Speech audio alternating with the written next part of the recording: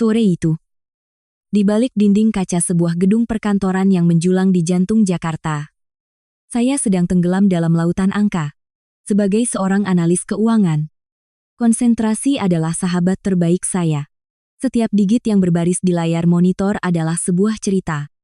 Dan tugas saya adalah memastikannya tidak ada satupun plot yang melenceng.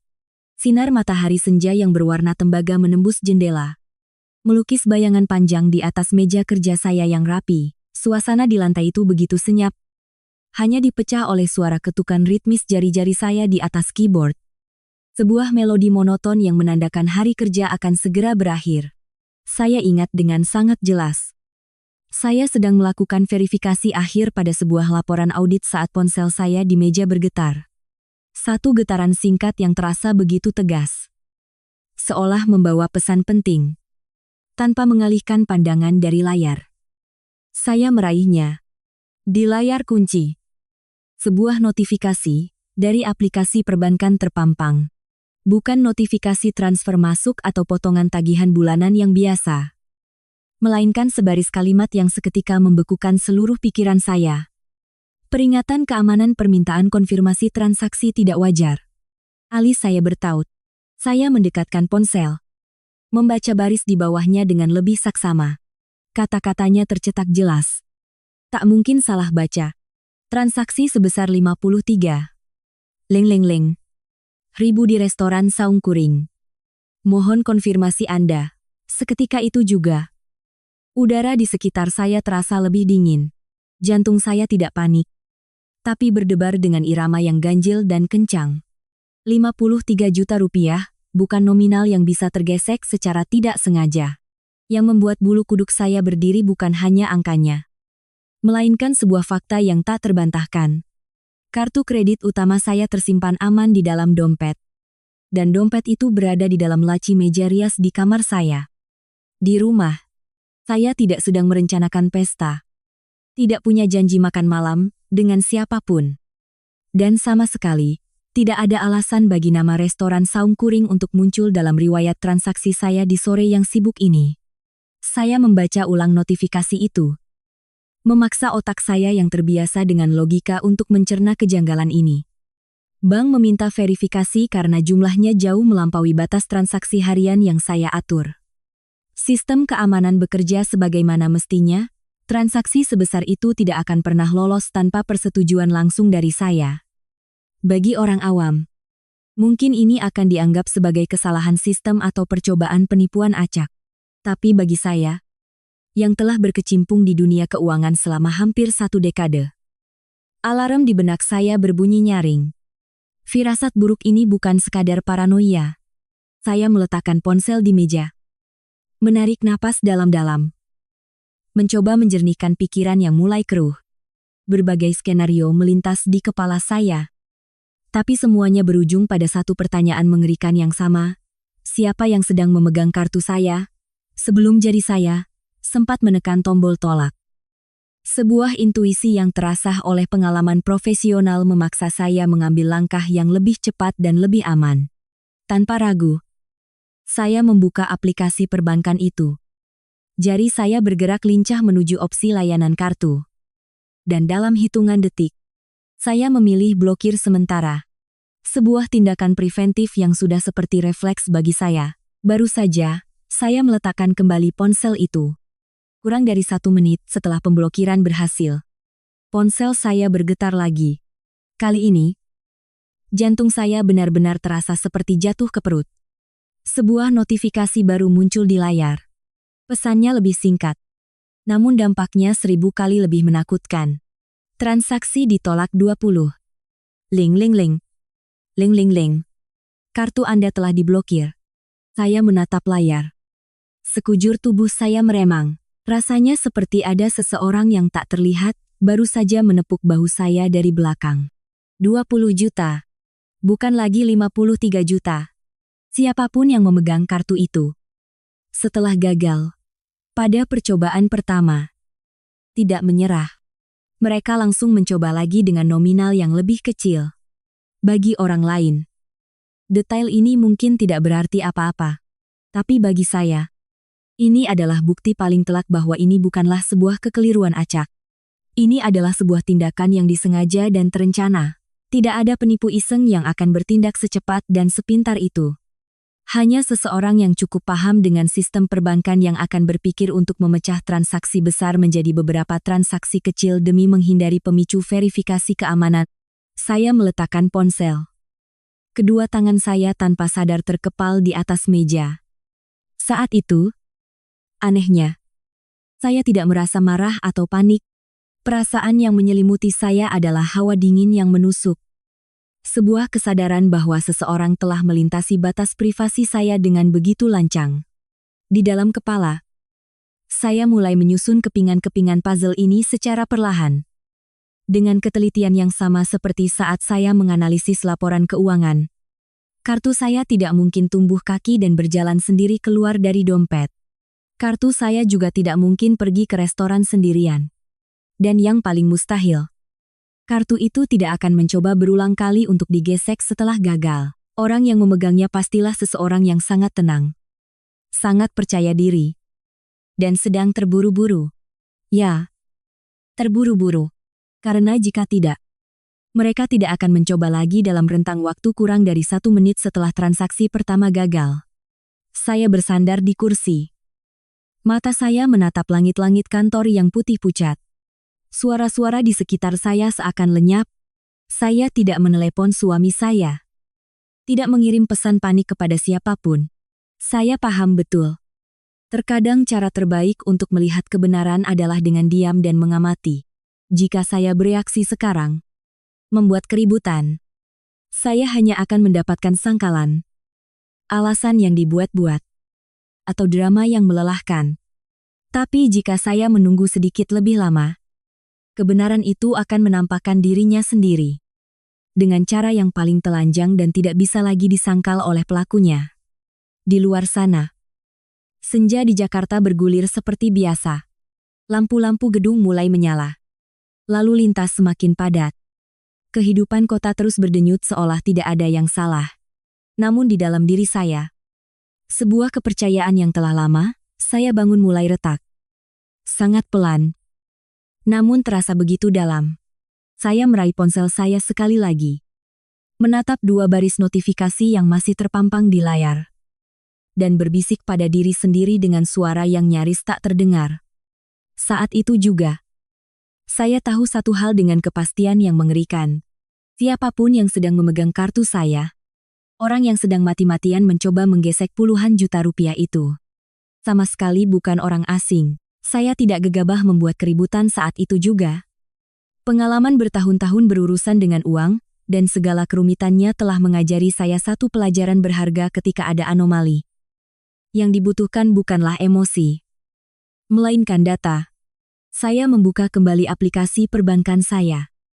Masuk ke menu riwayat transaksi dan detail otentikasi. Jantung saya berdebar sedikit lebih cepat. Tepat di bawah baris notifikasi transaksi yang ditolak. Sistem dengan patuh menampilkan lokasi geografis dari mesin edisi tempat kartu itu coba digesek. Sebuah titik merah kecil berkedip di peta digital. Di sebuah area yang begitu familiar, hingga saya tidak perlu memperbesarnya untuk tahu di mana itu. Restoran Saungkuring. Di kawasan Jakarta Selatan. Sebuah nama yang tidak asing sama sekali bagi keluarga suami saya. Setiap kali ada acara kumpul keluarga besar, entah itu syukuran, arisan, atau sekadar perayaan kecil, nama restoran itu selalu menjadi pilihan pertama yang disebut. Saya menatap layar ponsel. Hawa dingin yang tadi saya rasakan semakin menjalar di punggung. Rasanya seperti ada seseorang yang baru saja membisikkan sebuah jawaban di telinga saya. Sebuah jawaban yang selama ini coba saya tepis. Dengan tangan yang sedikit gemetar, saya menekan nomor suami saya. Bima. Nada sambung berdering. Sekali. 2 kali. Cukup lama. Tapi tidak ada jawaban. Layar ponsel kemudian menampilkan tulisan panggilan sibuk. Saya mencoba lagi. Lalu sekali lagi. Hasilnya tetap sama.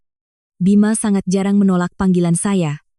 Kecuali saat satu kondisi ketika ia sedang bersama keluarganya.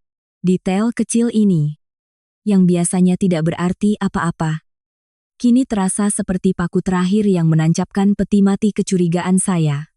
Firasat. Saya bukan lagi sekadar firasat. Ia mulai mengambil bentuk yang nyata dan mengerikan.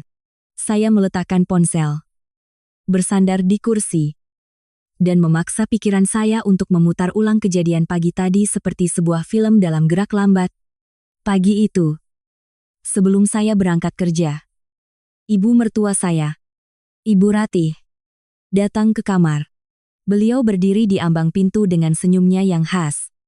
Senyum yang selalu terlihat ramah, namun matanya selalu mengamati. "Maya, ponsel ibu mati total. Baterainya habis. Boleh pinjam charger sebentar," katanya dengan nada ringan. Saat itu saya sedang bersiap-siap, dan tidak menaruh curiga sedikit pun. Saya hanya mengangguk dan menunjuk ke arah meja rias, tempat saya biasa meletakkan charger dan beberapa barang pribadi lainnya. Dompet saya juga tergeletak di sana. Sebuah kebiasaan normal. Karena setiap pagi saya selalu mengambil kunci motor dari dalam tas yang juga ada di dekat meja itu. Kartu kredit utama saya memang tidak saya letakkan di slot utama dompet, melainkan di sebuah saku tersembunyi di bagian dalam. Tapi bagi seseorang yang jeli dan punya waktu, hanya dengan membuka dompet itu sejenak, kartu itu pasti akan terlihat. Saya ingat. Pagi itu, Ibu Ratih berdiri di kamar saya sedikit lebih lama dari yang seharusnya. Matanya tidak hanya tertuju pada charger, melainkan melirik ke sekeliling kamar, seolah sedang memindai sesuatu. Dulu, saya sering menangkapnya melakukan itu, tapi selalu saya abaikan. Menenangkan diri dengan pikiran bahwa saya tidak boleh menjadi menantu yang terlalu curiga. Sekarang, kepingan-kepingan ingatan itu kembali dengan makna yang berbeda. Saya baru menyadari sebuah pola yang selama ini luput dari perhatian saya. Ibu mertua saya memiliki kebiasaan mengamati barang-barang saya dengan detail yang tidak wajar. Mulai dari tas baru yang saya beli, jam tangan yang saya kenakan, bahkan sampai kapan saya mengganti dompet. Dia tidak pernah bertanya langsung, tapi tatapan matanya selalu berhenti lebih lama dari yang seharusnya pada barang-barang milik saya. Dulu saya menganggapnya sebagai rasa ingin tahu seorang ibu, tapi sekarang, rasa ingin tahu itu terasa seperti sebuah observasi, sebuah persiapan. Tanpa menunggu lebih lama, saya membereskan pekerjaan saya dan memutuskan pulang lebih awal. Saat tiba di rumah, hari sudah mulai gelap. Saya masuk ke dalam rumah yang sepi, tidak menyalakan lampu, dan langsung menuju kamar tidur. Semuanya masih terlihat rapi, persis seperti saat saya tinggalkan pagi tadi. Dengan jantung berdebar, saya membuka laci meja rias, mengambil dompet saya, dan membuka saku bagian dalam tempat kartu itu seharusnya berada. Kosong. Saku itu melompong. Tidak ada keraguan lagi. Kartu itu sudah tidak ada di tempatnya. Entah sejak kapan tepatnya, ia menghilang. Saya terduduk di tepi tempat tidur. Tangan saya masih memegang dompet yang terasa hampa itu. Perasaan dingin kembali merayap. Kali ini terasa lebih menusuk. Anehnya, saya tidak marah. Yang saya rasakan dengan begitu pekat adalah sebuah perasaan terhianati. Perasaan bahwa ruang paling pribadi saya telah diinjak-injak dengan sengaja. Seperti ada seseorang yang dengan santainya masuk ke dalam hidup saya, mengambil apa yang mereka mau, tanpa izin, tanpa rasa bersalah. Saya tidak menyalahkan diri sendiri karena teledor. Saya paham. Ada beberapa hal yang secermat, apapun kita menjaganya, tidak akan bisa dihindari ketika kita meletakkan kepercayaan pada orang yang salah. Saya bangkit dari tempat tidur dan berjalan menuju ruang tamu. Di sudut dinding, tempat saya memasang sebuah kamera CCTV kecil. Lampu indikator hijau masih berkedip. Kamera ini saya pasang setahun yang lalu, murni untuk alasan keamanan setelah beberapa rumah di kompleks kami kemalingan. Tidak pernah terlintas dalam benak saya bahwa suatu hari nanti saya akan menggunakannya untuk memata-matai apa yang terjadi di dalam rumah saya sendiri. Dengan tangan yang mantap, saya membuka aplikasi kamera di ponsel, memutar ulang rekaman pada jam-jam setelah saya berangkat kerja pagi tadi. Gambar yang muncul di layar kecil itu begitu jernih. Begitu menyakitkan. Awalnya adalah rekaman ibu mertua saya yang masuk ke kamar tidur. Cara berjalannya sangat wajar. Tidak ada kesan mengendap-endap sama sekali. Dia berdiri di depan meja rias. Membuka laci. Dan tangannya dengan begitu ringan, dan terampil membuka dompet saya. Semua gerakannya begitu cepat dan mahir. Seolah itu adalah dompetnya sendiri. Dia menarik kartu berwarna platinum itu. Meliriknya sekilas untuk memastikan.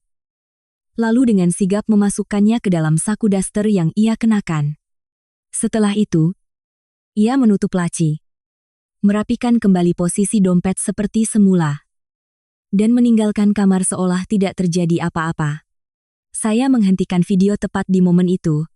Layar ponsel yang menyala di tengah ruangan yang gelap, memproyeksikan wajah orang yang selama ini saya panggil ibu. Saya menatap wajah itu sangat lama. Sampai mata saya mulai terasa perih. Tapi tidak setetes pun air mata jatuh. Di dalam hati saya saat itu. Tidak ada lagi ruang untuk amarah atau sakit hati. Yang ada hanyalah sebuah kesadaran yang dingin dan tajam. Seperti ketika seseorang akhirnya berani menatap langsung sebuah kebenaran pahit yang selama ini selalu dihindari. Ternyata kartu saya sudah lenyap sejak siang. Ternyata rentetan transaksi puluhan juta itu bukan dilakukan oleh orang asing, melainkan oleh orang yang saat ini kemungkinan besar sedang berpesta bersama seluruh keluarga besar suami saya. Dan ternyata, yang ia ambil bukan hanya selembar kartu plastik, melainkan kepercayaan yang telah saya rawat dengan susah payah selama bertahun-tahun menjadi menantunya. Saya menutup aplikasi kamera. Meletakkan ponsel di meja. Rumah masih sunyi. Tapi di dalam diri saya, segalanya telah berubah. Saya tahu, mulai detik ini, saya tidak bisa lagi berpura-pura tidak melihat, tidak tahu, atau tidak mengerti. Dan saya juga sangat paham. Satu hal jika sebuah kartu bisa meninggalkan dompet saya tanpa izin. Cepat atau lambat. Batas-batas saya yang lain juga akan dilanggar jika saya terus-menerus memilih untuk diam. Setelah mematikan rekaman kamera yang menyakitkan itu, saya tidak melanjutkan menonton. Bukan karena tidak sanggup.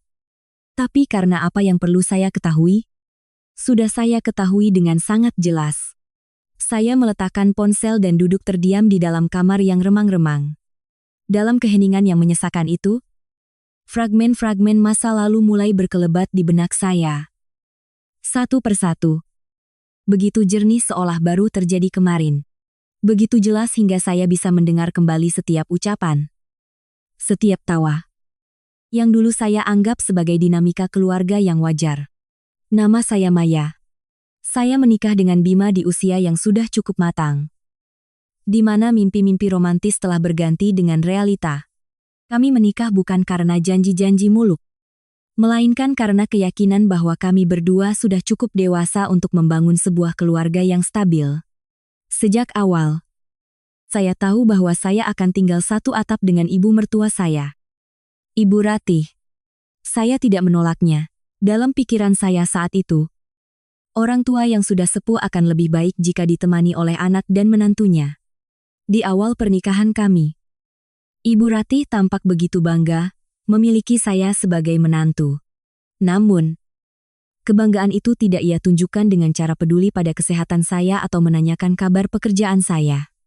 Kebanggaannya ia wujudkan dengan cara memberitahu setiap orang yang ia temui bahwa menantunya adalah seorang wanita karier yang sukses di bidang keuangan. Saya ingat betul acara arisan keluarga pertama setelah kami menikah. Ibu Ratih tersenyum lebar, menepuk bahu saya di depan semua kerabat, dan berkata dengan suara lantang, "Ini, Maya, menantu saya. Kerjanya di keuangan.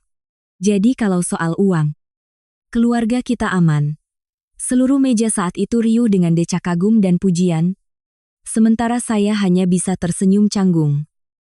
Menenangkan diri dengan pikiran bahwa wajar jika orang tua suka membanggakan anak-anaknya. Awalnya, acara kumpul keluarga tidak terlalu sering. Kadang untuk syukuran, kadang ulang tahun, atau sekadar makan bersama. Karena sudah lama tidak bertemu, dalam acara-acara seperti itu, biasanya sayalah yang berinisiatif membayar tagihan. Saya melakukannya dengan tulus. Berpikir bahwa sebagai menantu dengan kondisi finansial yang lebih stabil, mentraktir keluarga besar, sesekali bukanlah sebuah masalah besar. Setiap kali saya membayar, Ibu Ratih selalu tersenyum paling lebar. Uang di rumah sendiri. Kok, nggak akan lari kemana-mana, katanya sambil menepuk-nepuk punggung saya. Kalimat itu, pada awalnya, terdengar begitu hangat dan akrab. Saya mengiranya sebagai cara orang tua menunjukkan bahwa saya sudah dianggap sebagai bagian dari keluarga. Tapi semakin lama, kalimat itu semakin sering saya dengar. Perlahan, maknanya bergeser. Dari sebuah ungkapan keakraban, menjadi seperti sebuah penegasan. Penegasan bahwa semua uang yang saya hasilkan, begitu saya melangkahkan kaki ke dalam rumah ini, secara otomatis menjadi uang bersama. Tanpa perlu ditanya, tanpa perlu didiskusikan, dan tanpa perlu ada batasan yang jelas. Adik ipar saya, Dani, beberapa tahun lebih muda dari Bima. Sifatnya santai dan cenderung cuek. Awalnya ia sangat sopan pada saya. Selalu memanggil saya, Mbak Maya. Tapi perlahan, saya menyadari caranya berbicara soal uang mulai berubah. Dalam acara makan-makan, ia sering tanpa ragu memesan menu-menu mahal atau melontarkan kalimat iseng seperti, "Pesan saja lagi, kan ada Mbak Maya yang bayarin." Awalnya saya anggap itu hanya candaan. Tapi ketika candaan yang sama diulang berkali-kali di setiap kesempatan, saya mulai merasa itu bukan lagi lelucon. Saya pernah mencoba membicarakannya dengan Bima secara halus. Saya katakan padanya bahwa saya tidak keberatan mentraktir keluarga. Tapi saya tidak nyaman jika itu dianggap sebagai sebuah kewajiban yang sudah pasti.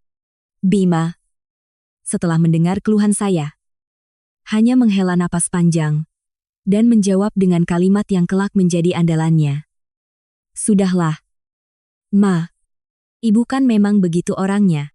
Kamu jangan suka memperbesar masalah kecil." Setiap kali mendapatkan jawaban seperti itu, saya kembali terdiam. Saya tidak ingin hubungan kami menjadi tegang karena masalah uang. Saya juga tidak ingin menempatkan Bima dalam posisi sulit, harus memilih antara ibu dan istrinya. Tapi diamnya saya ternyata bukan solusi. Sebaliknya, itu membuat segalanya menjadi semakin parah.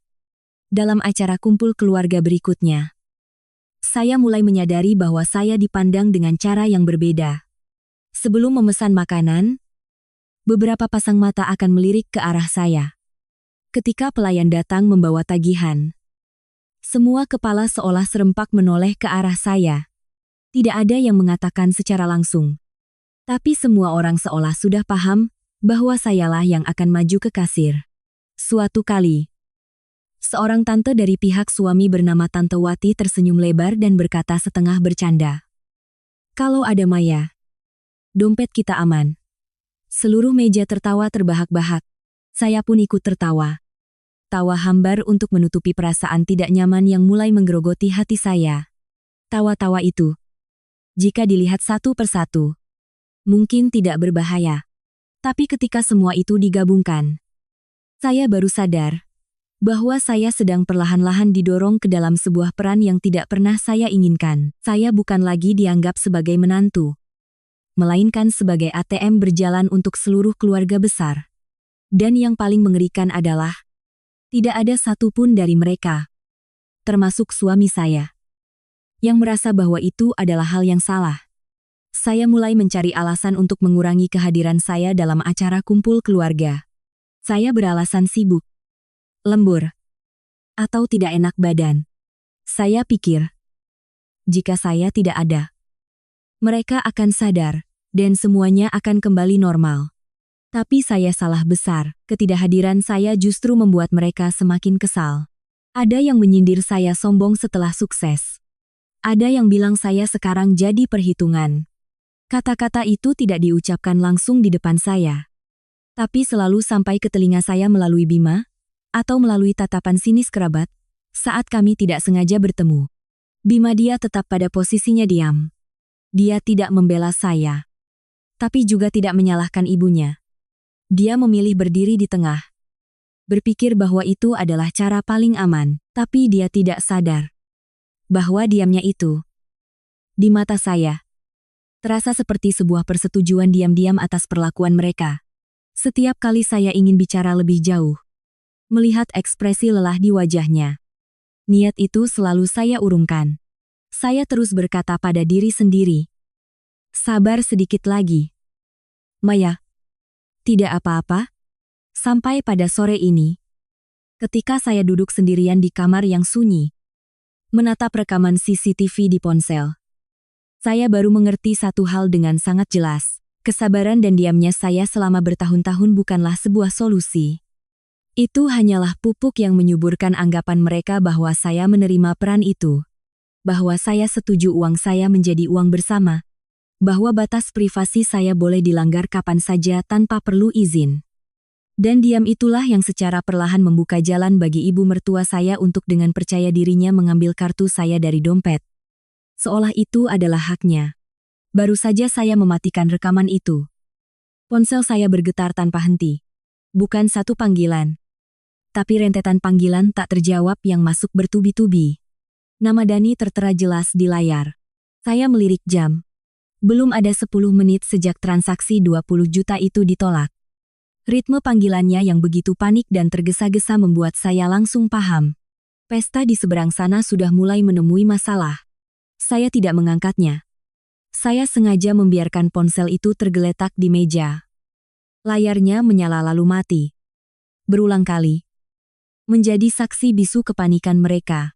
Hanya beberapa detik kemudian, getaran berhenti. Digantikan oleh notifikasi dari grup WhatsApp keluarga besar suami. Sebuah grup yang biasanya hanya berisi ucapan selamat ulang tahun atau gambar-gambar selamat pagi. Kali ini, pesan yang muncul sangat berbeda. Dani baru saja mengirim sebuah foto. Ruang VIP restoran Saung Kuring. Meja bundar besar dengan taplak putih bersih. Berhiaskan aneka hidangan mewah yang masih mengepul. Piring-piring saji bertumpuk. Gelas-gelas kristal berkilauan di bawah cahaya lampu yang hangat. Saya memperbesar foto itu di posisi tengah meja.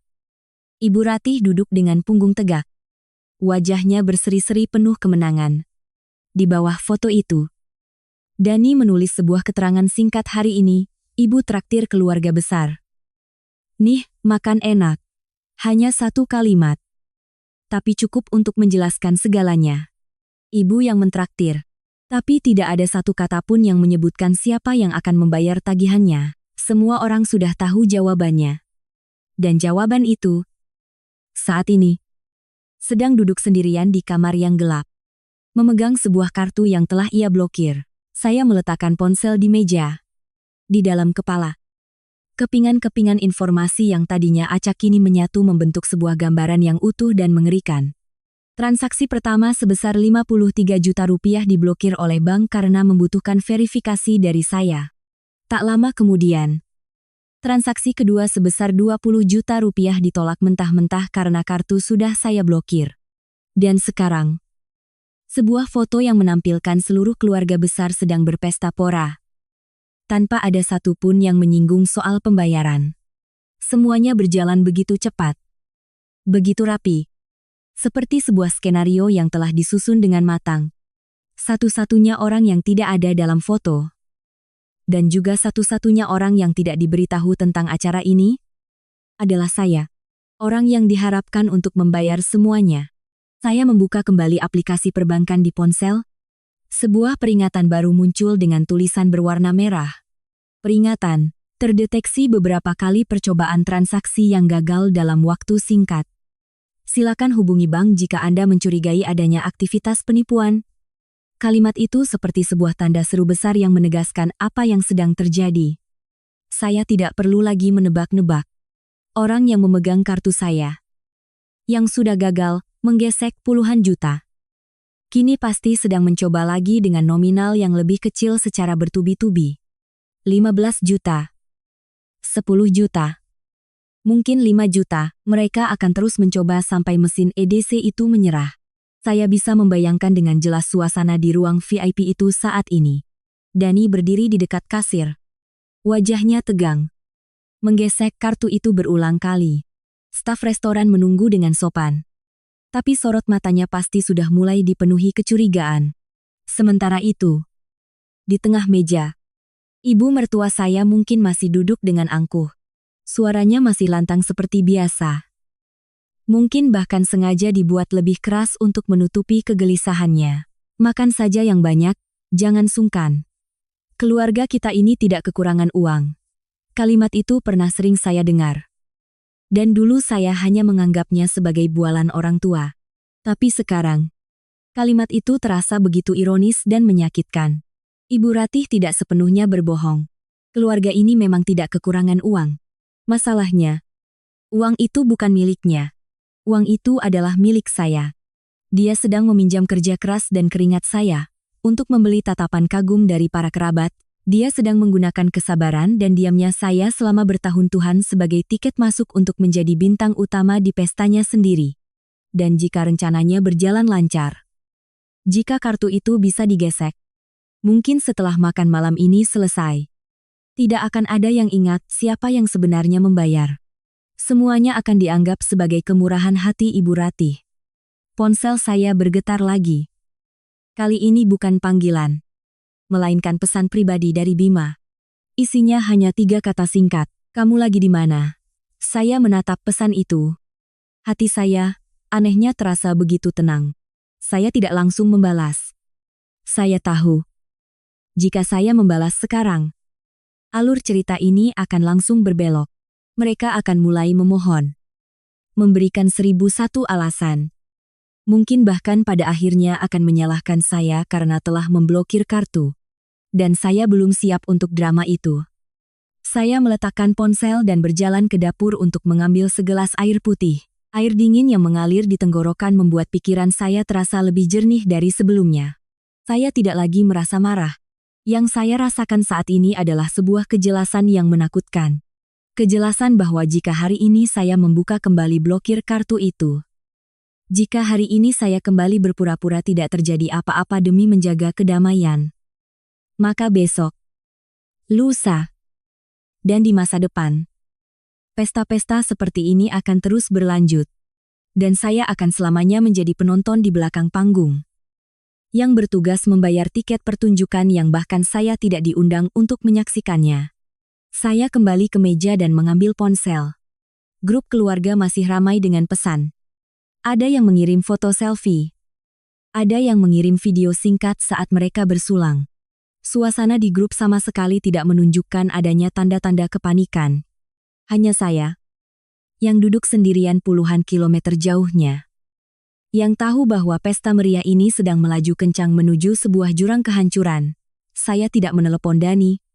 Saya juga tidak mengirim pesan kepada ibu mertua saya. Saya hanya mengamati dalam diam. Seperti seorang penonton di barisan paling belakang yang menyaksikan sebuah drama di mana saya, tanpa sadar, telah dijadikan sebagai tokoh utama yang sebentar lagi akan memasuki babak klimaks. Di dalam benak saya, sebuah keputusan yang sangat bulat muncul tanpa keraguan sedikit pun. Saya ingin melihat ketika waktu pembayaran benar-benar tiba, dan semua cara telah gagal. Siapa yang akan panik? Siapa yang akan kebingungan? Dan siapa yang pada akhirnya akan menanggung malu? Saya mempertahankan status blokir kartu itu. Setelah melihat rentetan notifikasi transaksi yang ditolak, saya tidak membukanya kembali. Saya juga tidak menelepon bank untuk melakukan verifikasi lebih lanjut. Aplikasi perbankan di ponsel saya masih menampilkan tulisan dengan jelas kartu Anda diblokir sementara karena dicurigai adanya transaksi tidak wajar. Saya menatap tulisan itu sangat lama, lalu membalikkan ponsel saya dengan layar menghadap ke bawah. Untuk pertama kalinya dalam bertahun-tahun pernikahan saya tidak merasa perlu menjelaskan, membuktikan, atau membela diri kepada siapapun. Di kepala saya saat itu, satu hal terlintas dengan sangat jelas. Pesta di sana pasti sudah hampir mencapai puncaknya. Saya tahu betul kebiasaan mereka saat makan beramai-ramai. Terutama dengan kerabat yang jarang bertemu. Pesanan akan selalu lebih banyak dari kapasitas perut. Makanan pembuka, hidangan utama, hidangan penutup, minuman yang terus-menerus ditambah. Mereka akan tertawa dan mengobrol dengan riuh, tanpa ada satupun yang peduli pada angka yang terus membengkak di ujung tagihan. Saya tidak perlu berada di sana untuk tahu bahwa total tagihan malam ini pasti sangat besar. Dan tanpa perlu bertanya, saya juga tahu betul siapa yang mereka harapkan akan menanggung semuanya. Saya duduk di sofa. Punggung saya bersandar. Mata saya menatap lurus ke dinding di seberang. Sebuah adegan mulai terbayang di benak saya. Begitu jelas, seolah saya sedang menontonnya di layar lebar. Seorang staf restoran masuk ke ruang VIP, membawa mesin EDC. Membungkuk dengan sopan. Ibu mertua saya, dengan ekspresi percaya diri yang dibuat-buat, akan mengeluarkan kartu saya dan menyerahkannya. Mulutnya bahkan mungkin masih sempat berkata, "Gesek saja, Mas," untuk menyempurnakan perannya sebagai tuan rumah yang dermawan. Mesin EDC itu akan berbunyi singkat. Lalu layarnya akan menampilkan tulisan error. Pertama kali, Ibu Ratih mungkin masih berpikir itu hanya masalah sinyal. Kedua kali, ketiga kali, kepercayaan dirinya akan mulai luntur. Saya membayangkan Dani berdiri di sampingnya, mengerutkan kening, mencoba menggeseknya lagi. Mungkin ia akan mencoba mesin lain, atau meniup-niup kartu itu seolah berdebu. Tapi setiap percobaan hanya akan memberikan hasil yang sama, transaksi ditolak. Dan semakin sering dicoba, suasana di ruangan itu akan semakin berat, semakin canggung, dan semakin mencekam. Ponsel saya bergetar, menarik saya dari lamunan. Kali ini, panggilan dari Dani. Saya melihat namanya di layar. Tidak terkejut sama sekali. Saya membiarkan nada dering itu berbunyi sampai selesai. Tidak mengangkatnya. Begitu nada dering berhenti, ponsel itu bergetar lagi. Lalu lagi. Saya tahu. Di seberang sana, mereka sudah benar-benar panik. Tapi saya tetap tidak mengangkatnya. Bukan karena saya ingin kejam, tapi karena saya tahu, jika saya menjawabnya sekarang, semuanya akan kembali ke pola yang lama, di mana saya yang akan mengalah dan membereskan kekacauan yang bukan saya yang memulai. Kurang dari 1 menit kemudian, sebuah pesan masuk dari Dani. Isinya sangat singkat. Tanpa salam. Tanpa basa-basi, "Mbak." Angkat teleponnya. Penting. Saya membaca tulisan itu. Menghela napas sangat pelan. Saya tidak membalas. Saya meletakkan ponsel dan kembali berjalan ke dapur. Gerakan saya saat itu terasa sangat lambat. Sangat tenang. Tidak ada perasaan menang atau kalah. Hanya ada kelegaan. Beberapa saat kemudian, ponsel menyala lagi. Kali ini pesan dari Bima. "Sayang, ada apa?" Saya melihat namanya di layar. Tiba-tiba merasakan sesuatu yang aneh. Saya tidak marah padanya. Juga tidak kasihan. Saya hanya melihat dengan jelas bahwa baru sekarang ia menyadari ada sesuatu yang salah. Kesadaran yang datang sangat terlambat. Saya membiarkan pesan itu tak terjawab selama beberapa menit. Seolah memberi waktu bagi diri saya sendiri untuk berpikir. Lalu, saya mengangkatnya. Mengetik 1 kalimat balasan. Tidak lebih. Tidak kurang. "Aku lagi sibuk. Kamu urus saja urusan keluargamu." Saya mengirim pesan itu, lalu mematikan layar. Tanpa penjelasan. Tanpa perdebatan. Tanpa janji apapun, saya tahu jawaban itu akan membuat Bima bingung. Ia terbiasa dengan saya yang selalu lembut. Yang selalu turun tangan. Yang selalu memilih diam demi kedamaian. Tapi kali ini tidak lagi. Saya tidak mengatakan siapa yang benar atau siapa yang salah. Saya hanya menarik diri saya dari sebuah peran yang tidak pernah saya setujui. Ponsel itu bergetar beberapa kali lagi. Tapi saya tidak lagi melihatnya. Saya duduk di kursi. Kedua tangan saya di atas paha. Rumah terasa sangat sunyi. Suara detak jam dinding terdengar begitu jelas. Saya menyadari sesuatu yang aneh. Saya tidak merasa marah. Juga tidak merasa puas. Perasaan saya saat ini seperti seseorang yang baru saja meletakkan sebuah karung berisi beban berat yang sudah terlalu lama ia panggul. Saya sangat paham. Setiap batasan ada harganya. selama bertahun-tahun. Karena saya tidak pernah menetapkan batasan yang jelas. Mereka terbiasa melanggarnya. Mereka tidak merasa itu salah. Karena tidak pernah ada yang menghentikan mereka. Dan ketika hari ini saya memilih untuk berhenti, mereka akan bingung. Akan menyalahkan. Bahkan akan menganggap saya kejam. Tapi itu bukan lagi urusan saya. Itu hanyalah konsekuensi yang terlambat dari kebisuan saya yang berkepanjangan. Saat saya duduk sendirian di rumah yang sunyi, saya sama sekali tidak tahu bahwa di restoran Saung Kuring, pesta meriah itu telah memasuki babak yang sama sekali berbeda. Namun belakangan, dari cerita-cerita yang simpang siur, saya bisa merangkai setiap detail malam itu dengan begitu jelas. Seolah saya menyaksikannya sendiri. Ketika sebagian besar hidangan telah tandas dan piring-piring kotor mulai menumpuk, seorang pelayan muda masuk ke ruang VIP. Di tangannya ada sebuah map kecil berisi tagihan. Suara gadis itu terdengar sopan dan jelas. Cukup untuk memecah keriuhan obrolan di meja itu. Permisi. Bapak. Ibu. Total tagihan untuk meja ini malam ini adalah Rp52.800.000. Begitu kalimat itu selesai diucapkan, suasana riuh sejenak. Beberapa kerabat bersiul pelan. Ada yang tertawa sambil berkata, "Luar biasa. Benar-benar makan sepuasnya malam ini." Ibu mertua saya, Ibu Ratih, saat itu masih duduk dengan angkuh di kursi utamanya. Wajahnya sama sekali tidak menunjukkan kepanikan. Sebaliknya, dengan gerakan yang sangat teatrikal, ia merogoh tas tangannya, mengeluarkan kartu platinum saya, dan menyerahkannya kepada pelayan dengan suara yang sengaja dikeraskan. "Gesek saja yang ini. Dick, keluarga kami sudah biasa makan di sini."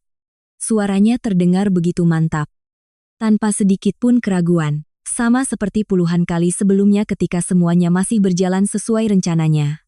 Pelayan itu menerima kartu, menunduk, lalu mengoperasikan mesin EDC yang ia bawa. Bunyi bip terdengar singkat.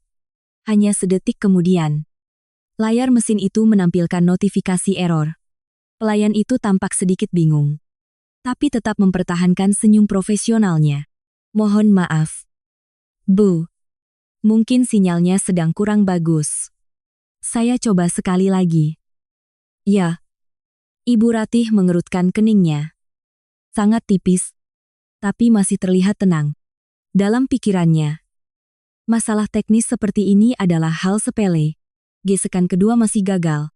Kali ini, suasana di meja mulai sedikit berubah. Suara tawa dan obrolan perlahan mereda. Beberapa orang yang tadinya masih asyik makan, kini berhenti. Mata mereka mulai tertuju pada gerakan tangan pelayan dan mesin EDC di tangannya. Dani, yang duduk di sebelah ibunya, bangkit berdiri. "Sini. Biar saya yang coba," katanya. Mengambil kartu itu dari tangan pelayan, ia menggeseknya dengan cepat. Sedikit tidak sabar. Tapi hasilnya tetap sama. Mesin itu kembali menampilkan tulisan error. Seorang kerabat yang duduk di dekatnya nyeletuk, setengah bercanda, "Mungkin saldonya kurang." "Bu Ratih." Kalimat itu, meskipun diucapkan sambil tertawa, terasa seperti jarum kecil yang menusuk balon keangkuhan Ibu Ratih. Ibu mertua saya tertawa canggung. "Ah, tidak mungkin. Mungkin mesinnya saja yang rusak," katanya sambil melambaikan tangan, tapi senyum di bibirnya kali ini sudah terlihat kaku. Dani membungkuk. Mencoba lagi, tapi kali ini ia tidak menggesek seluruh jumlahnya. Ia memasukkan angka yang lebih kecil 20 juta. Mesin itu kembali menampilkan error. Ia menelan ludah. Menggantinya menjadi 10 juta. Hasilnya tetap tidak berbeda. Angka-angka di layar terus ditolak. Seolah ada sebuah dinding tak kasat mata yang menghalangi mereka. Pelayan restoran itu tidak bisa lagi bersikap santai. Ia merendahkan suaranya, tapi cukup jelas untuk didengar oleh orang-orang terdekat. "Mohon maaf, Bapak. Ibu." Sepertinya kartunya sedang terblokir. Kalimat itu jatuh di tengah meja makan seperti sebuah batu besar. Seketika, tidak ada yang bicara lagi. Suara denting sendok dan garpu. Suara gelas yang bersulang. Semuanya lenyap. Ruang VIP yang tadinya ramai itu tiba-tiba menjadi hening senyap. Beberapa pasang mata mulai beralih arah. Dari yang tadinya hanya menatap makanan, kini mereka semua menoleh ke arah ibu mertua saya. Tatapan itu bukan lagi tatapan kagum, melainkan campuran antara keraguan, kebingungan, dan bahkan kekesalan yang tertahan. Suasana menjadi begitu kental dengan kecanggungan. Ibu Ratih terpaku di kursinya. Wajahnya yang tadi berseri-seri kini mulai memerah. Entah karena malu atau karena marah. Kata-kata lantang yang tadi diucapkannya seolah tersangkut di tenggorokan. Dani berdiri di sampingnya. Wajahnya pucat pasi. Ia menatap kartu di tangannya seolah itu adalah benda asing. Beberapa kerabat mulai berbisik sangat pelan. Cukup untuk didengar orang di sebelahnya. Tapi tidak cukup untuk disebut sebagai teguran. Justru ketidakjelasan itulah yang membuat situasi menjadi semakin tidak nyaman. Dari arah pintu, beberapa staf restoran lain mulai berdatangan. Menjaga jarak dengan sopan. Tidak mendesak. Tapi juga tidak pergi. Kehadiran mereka yang diam itu seperti sebuah pengingat bahwa tagihan puluhan juta itu masih ada di sana. Dan pesta ini tidak akan bisa berakhir sebelum ada yang membayarnya. Tepat pada momen hening yang mencekam itu, Ibu Ratih memecah kesunyian. Ia menoleh tajam ke arah Dani. Suaranya tidak lagi tenang, melainkan rendah dan ditekan. Telepon Maya. Sekarang juga. Tatapan matanya bukan lagi tatapan seorang nyonya besar yang percaya diri, melainkan tatapan cemas bercampur kesal. Dani dengan gugup mengeluarkan ponsel dan menelepon saya. Nada sambung di seberang sana berdering sangat lama. Berulang kali. Tapi tidak saya angkat. Saya bisa membayangkan bagaimana setiap dering itu menggema di tengah ruang VIP yang hening. Menambah lapisan kepanikan pada mereka. Dani mencoba menelepon lagi. Lalu mengirim pesan. Tapi ponsel saya tetap diam. Suasana di meja pesta mulai memanas. Seorang tante tidak tahan lagi. Tadi katanya mau traktir. Kok sekarang jadi begini? Sindirnya dengan suara yang cukup keras. Yang lain menimpali. Jangan-jangan, habis ini kita disuruh cuci piring. Beberapa orang tertawa hambar. Ibu mertua saya mencoba menyelamatkan mukanya. Ia berdeong. Mungkin banknya saja yang sedang error. Uang di rumah ini tidak akan kurang, ucapnya dengan tegas. Tapi suaranya terdengar sedikit bergetar. Matanya berkeliling mencari dukungan. Tapi yang ia dapatkan hanyalah tatapan curiga. Staf restoran yang tadi maju selangkah. Permisi. Bapak. Ibu, jika pembayaran belum bisa diselesaikan sesuai prosedur, kami akan meminta izin untuk menahan kartu identitas sebagai jaminan. Kalimat itu seperti siraman air es. Ini bukan lagi soal masalah teknis, tapi sudah menjadi masalah tanggung jawab. Wajah Ibu Ratih benar-benar pucat pasi. Ia menatap dompet di tangannya. Lalu ke arah Dani. Lalu ke sekeliling meja. Seolah mencari jalan keluar. Tapi tidak ada. Tepat ketika suasana begitu tegang, pintu ruang VIP terbuka. Bima muncul di ambang pintu, napasnya terengah-engah. Kemejanya kusut. Jelas sekali ia berlari ke sini. Begitu melihat Bima, seluruh meja serentak menatapnya. Nah, ini Bima, selesaikan dong masalah ini, kata salah seorang kerabat dengan belak-belakan. Bima terpaku. Ia menatap ibunya yang menatapnya dengan tatapan memohon sekaligus menyalahkan. Ia menatap para kerabat yang menunggu. Ia menatap staf restoran yang berdiri dengan tegas. Bima menelan ludah. Beri saya waktu sebentar, katanya pada staf itu. Waktu yang singkat itu terasa begitu panjang. Di satu sisi ada ibunya. Di sisi lain ada seluruh keluarga besarnya.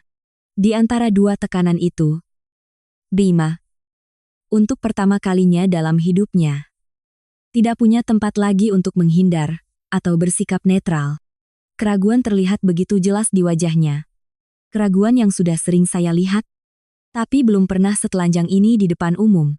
Dan saya tahu, sejak saat itu, bukan hanya pesta ini yang retak, tapi juga seluruh fondasi keluarga ini. Ketika Bima baru saja tiba di ruang VIP yang penuh ketegangan itu, Saya masih duduk dengan tenang di rumah.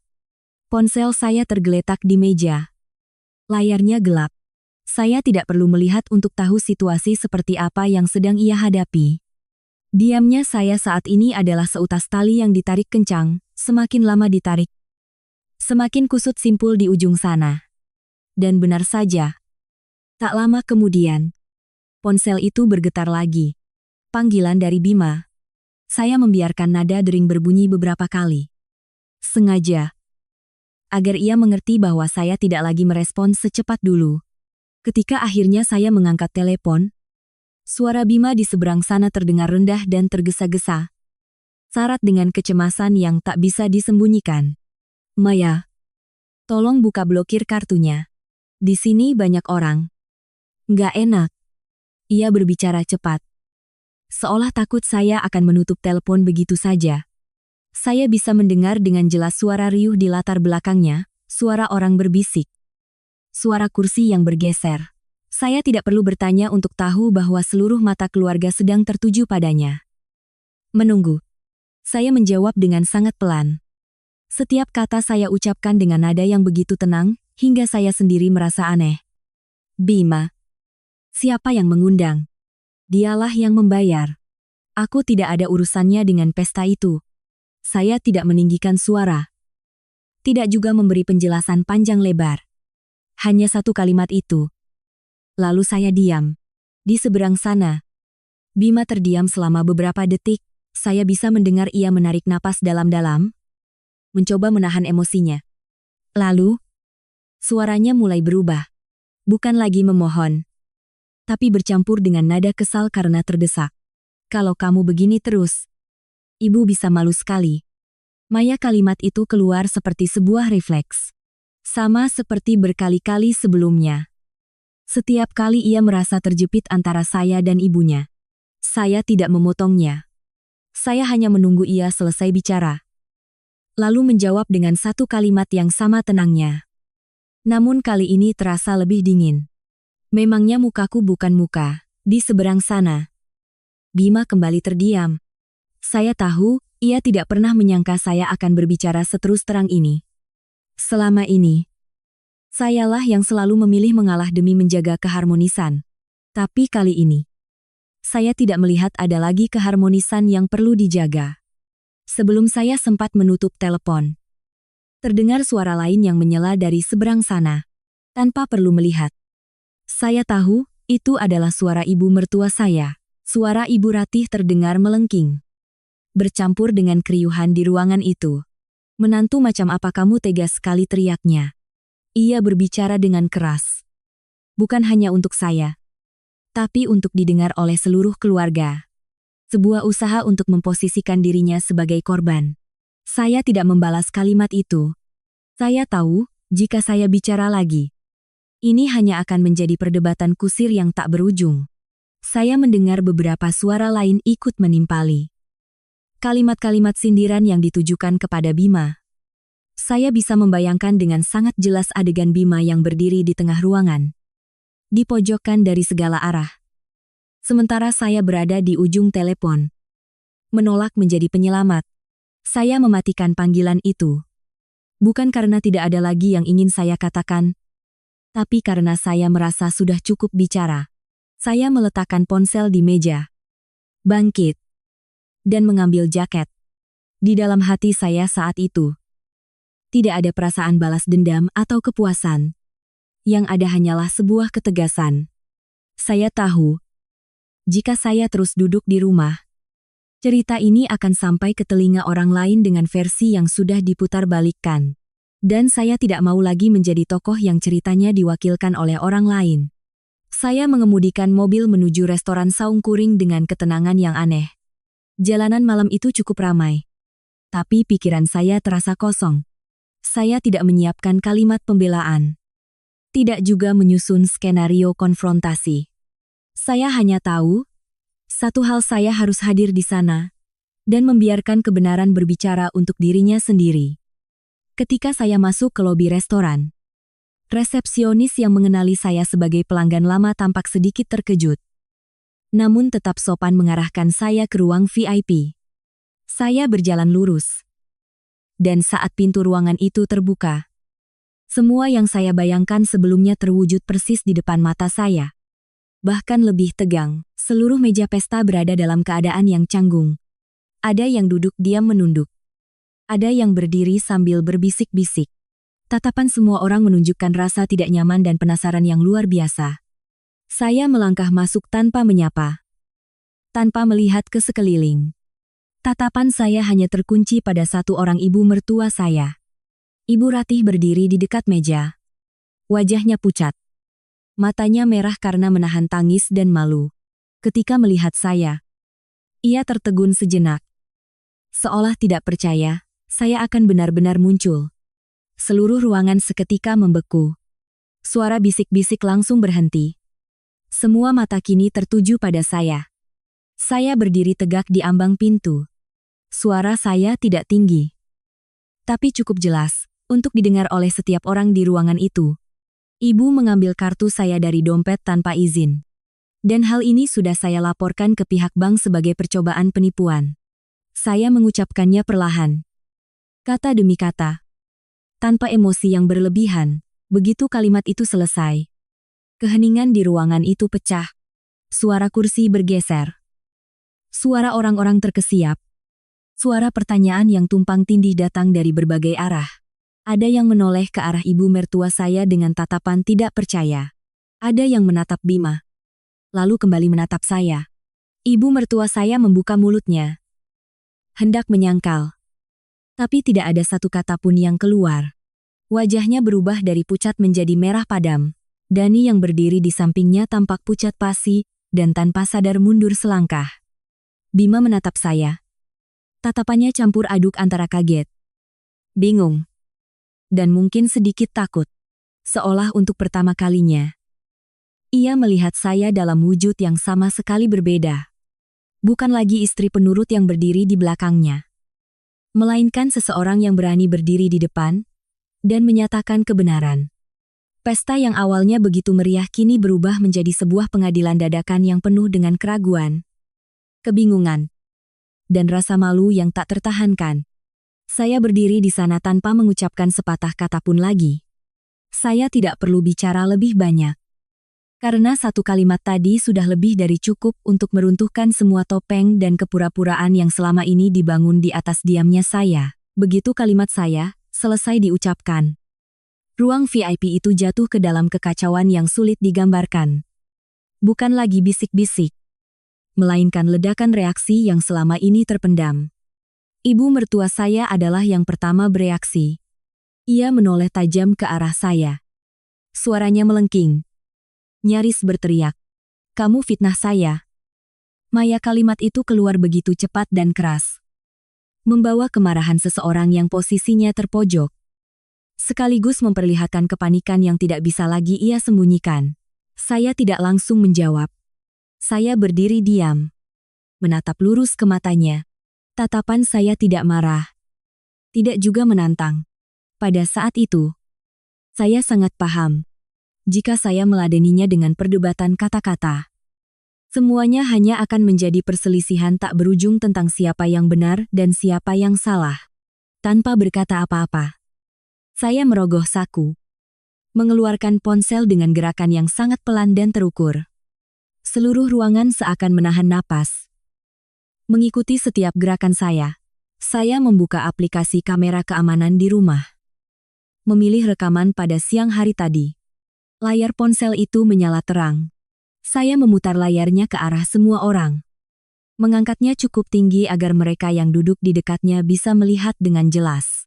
Gambar yang muncul di layar tidak buram. Itu adalah rekaman jernih dari kamar tidur saya. Mehar rias, lasi, dan dompet saya yang tergeletak di atasnya.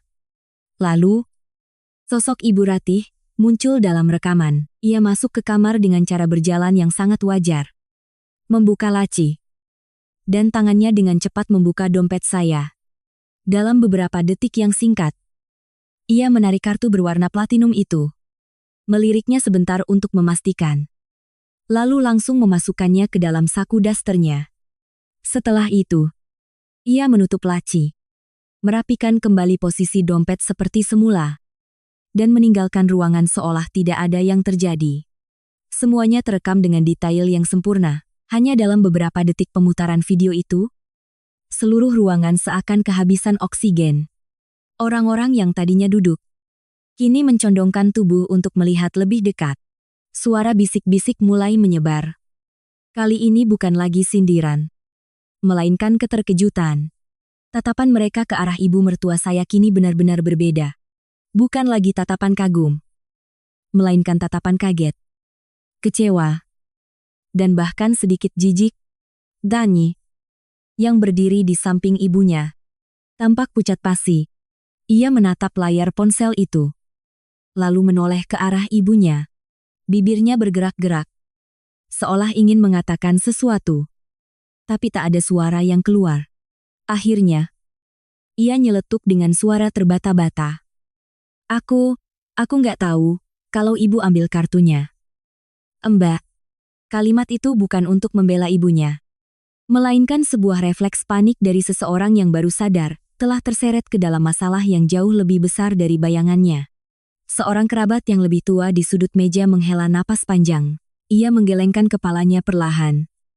Suaranya terdengar lelah. Ratih. Ratih. Kenapa kamu bisa sampai begini? Hanya satu kalimat singkat. Tapi dampaknya lebih berat daripada omelan paling keras sekalipun. Pada saat itu, saya melihat dengan jelas ibu mertua saya luruh. Ia tidak lagi berteriak. Wajahnya berubah dari merah padam menjadi pucat pasi. Bibirnya bergetar. Ibu Ratih mulai menangis. Bukan tangisan penyesalan yang hening, melainkan tangisan sambil berbicara. Sebuah upaya terakhir untuk mempertahankan sisa-sisa harga dirinya. Aku cuma mau jaga nama baik keluarga, katanya dengan suara tercekat. Mata merah. Tangan gemetar. Aku traktir keluarga besar. Masa mau membiarkan orang lain meremehkan kita? Ia menoleh dari satu orang ke orang lain, mencari simpati. Tapi kali ini, tidak ada yang membelanya. Orang-orang yang baru saja bersulang dan tertawa bersamanya kini diam, menghindari tatapannya. Keheningan mereka bukan lagi bentuk kesopanan, melainkan sebuah jarak yang sangat jelas. Melihat pemandangan itu, saya sama sekali tidak merasa puas atau menang. Saya hanya melihat satu hal yang sangat jelas. Ketika kebenaran sudah diletakkan di atas meja, semua topeng menjadi tidak berguna. Saya kembali angkat bicara. Suara saya tidak tinggi, tidak bergetar. Harga diri tidak dibangun dengan menggunakan uang orang lain. Saya mengucapkannya perlahan. Setiap kata terdengar jelas. Kalimat itu bergema di tengah ruangan yang sesak. Ibu mertua saya mengangkat kepala, menatap saya dengan mata penuh amarah dan ketidakberdayaan. Tapi ia tidak punya lagi argumen untuk membantah. Staf restoran saat itu maju selangkah. Nadanya tetap profesional. Permisi. Bapak. Ibu. Mohon segera selesaikan pembayarannya. Atau kami terpaksa harus melaporkannya ke manajer untuk diproses sesuai aturan. Kalimat itu menarik semua orang kembali ke kenyataan yang pahit. Tagihan sebesar Rp52.800.000 itu tidak akan hilang dengan sendirinya. Tidak ada yang angkat bicara. Tidak ada yang berdiri untuk mengambil tanggung jawab. Orang-orang yang tadi dengan gembira memesan hidangan tambahan, kini saling pandang dengan canggung. Semua orang menunggu orang lain untuk maju lebih dulu. Ibu mertua saya berdiri diam. Air matanya masih mengalir. Tapi tidak ada lagi kata yang bisa ia ucapkan. Danny menunduk. Tangannya terkepal. Bima berdiri di satu sisi. Wajahnya muram. Matanya tidak berani menatap siapapun. Seluruh ruangan jatuh ke dalam keheningan yang panjang dan menyakitkan.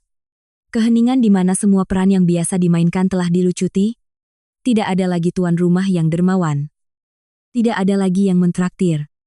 Tidak ada lagi asumsi bahwa seseorang akan menanggung semuanya. Yang tersisa hanyalah sekumpulan orang yang sedang dipaksa untuk menghadapi konsekuensi dari perbuatan mereka sendiri.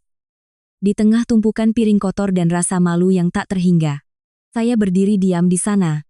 Saya tahu, mulai detik ini, bukan hanya pesta ini yang telah berakhir, Tapi banyak hal lain dalam keluarga ini tidak akan pernah sama lagi. Setelah staf restoran menyinggung soal laporan ke manajer, suasana di ruang VIP akhirnya mencapai batas kesabaran. Tidak ada lagi yang mau menunggu keajaiban terjadi. Tatapan curiga mulai berubah menjadi kekesalan yang tidak lagi disembunyikan. Seorang kerabat yang lebih tua akhirnya berdiri. Suaranya syarat dengan kekecewaan. Sudah. Tidak usah berbelit-belit lagi. Sekarang begini saja. Siapa makan apa? Bayar sendiri-sendiri. Masa acara kumpul keluarga jadi begini memalukannya? Kalimat itu seperti batu yang dilempar ke permukaan air yang tenang, menciptakan riak yang menyebar dengan cepat. Segera setelah itu, suara riuh mulai terdengar. Ada yang mengeluh hanya makan beberapa potong. Ada yang menggerutu karena tidak tahu, ceritanya akan jadi begini. Sindiran mulai berterbangan. Tidak ditujukan langsung kepada siapapun. Tapi semua orang tahu, siapa sasarannya. Dani adalah yang pertama bergerak. Dengan wajah menunduk, ia diam-diam membuka dompetnya, mengeluarkan beberapa lembar uang ratusan ribu, dan meletakkannya di meja dengan enggan. Orang lain melihatnya, lalu dengan terpaksa mengikuti. Satu persatu, mereka mulai mengeluarkan dompet. Tumpukan uang diletakkan di tengah meja. Tidak beraturan. Diiringi helaan napas berat. Orang-orang yang tadi dengan gembira memesan hidangan paling mahal, kini menghitung setiap lembar uang dengan wajah masam. Seolah setiap rupiah yang mereka keluarkan adalah sebuah kekesalan yang tak terucap. Ibu mertua saya tidak lagi berdiri. Ia terduduk lemas di kursinya. Punggungnya membungkuk. Kedua tangannya terkulai di pangkuan. Wajahnya pucat pasi. Matanya kosong menatap piring-piring sisa di atas meja. Ia tidak lagi menangis. Tapi bibirnya terkatup rapat. Rahangnya sedikit bergetar. Menahan rasa malu yang luar biasa. Untuk pertama kalinya, kursi utama yang biasa, ia duduki dengan bangga. Kini menjadi singgasana yang membuatnya tidak tahu harus menatap kemana. Bima berdiri diam di sudut ruangan. Matanya menyapu sekeliling meja. Melihat para kerabat yang dengan terpaksa mengumpulkan uang. Lalu tatapannya berhenti pada ibunya yang tampak hancur. Tapi kali ini, ia tidak melangkah maju. Ia tidak menghibur. Tidak juga membela. Ia hanya berdiri di sana. Membeku dalam diam. Seolah ia sendiri baru sadar bahwa ada beberapa situasi di mana diam bukan lagi pilihan yang aman. Ketika matanya tanpa sengaja bertemu dengan mata saya, ia cepat-cepat membuang muka. Itu adalah pertama kalinya saya melihatnya tidak berani menatap lurus ke arah saya. Staf restoran mengumpulkan uang itu, menghitungnya dengan teliti di depan semua orang. Suasana di ruang VIP saat itu sama sekali tidak lagi memiliki nuansa pesta. Yang tersisa hanyalah kelelahan, rasa canggung, dan kepahitan. Ketika tagihan akhirnya lunas, staf itu menunduk, mengucapkan terima kasih, lalu pergi dengan sangat cepat. Seolah ingin segera keluar dari atmosfer yang menyesakan itu. Saya berdiri di sana beberapa detik lagi. Saya tidak merasakan kemenangan. Tidak juga merasa puas. Saya hanya melihat segalanya berjalan sebagaimana mestinya. Sebelum berbalik untuk pergi, saya menatap ke arah ibu mertua saya sekali lagi. Ia masih duduk di sana. Tidak berani mengangkat kepala. Saya berkata. Suara saya tidak tinggi. Tidak dingin. Hanya datar dan jelas. Saya tidak pernah sayang dengan uangnya. Bu. Saya hanya menyesal telah salah meletakkan kepercayaan. Saya tidak menunggu jawabannya. Saya juga tidak butuh penjelasan apapun lagi. Saya berbalik dan melangkah keluar dari ruang VIP itu. Di belakang saya, tidak ada yang memanggil. Tidak ada yang menahan. Tidak ada juga permintaan maaf. Hanya ada helaan napas dan keheningan berat yang mengikuti setiap langkah saya. Saya berjalan lurus ke lobi. Tidak menoleh ke belakang. Pesta itu, bagi saya, sudah berakhir sejak sore tadi. Di area parkir, udara malam yang sejuk terasa begitu melegakan. Baru saja saya membuka pintu mobil. Ponsel saya bergetar. Sebuah pesan dari bank muncul di layar. Isinya singkat dan tegas. Laporan Anda mengenai aktivitas mencurigakan telah kami catat. Kartu Anda telah kami amankan secara permanen. Silakan hubungi cabang terdekat untuk penerbitan kartu baru.